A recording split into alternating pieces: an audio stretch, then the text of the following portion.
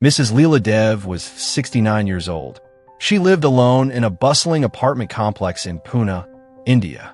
Every morning, she wrapped herself in a faded beige shawl and walked up to the rooftop with a cup of warm turmeric milk.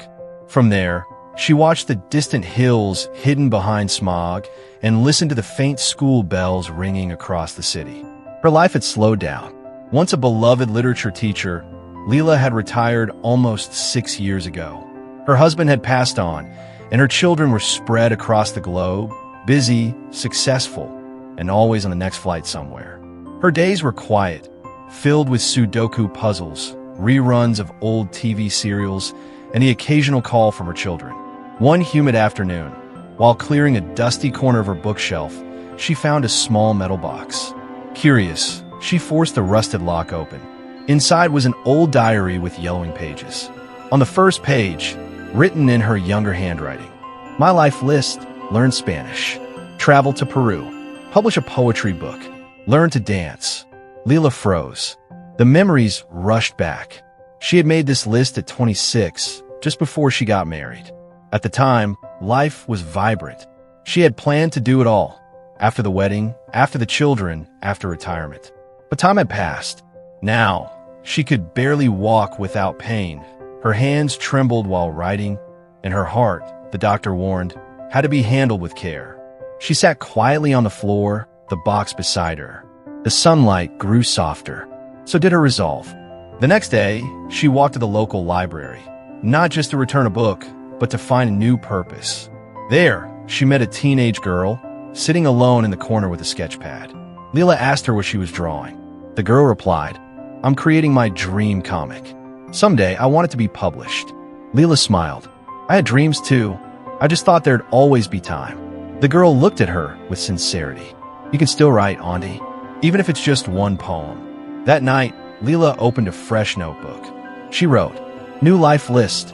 Write one poem each day. Read stories from Peru. Learn Spanish through audiobooks. Tap my feet to music, even if I can't dance."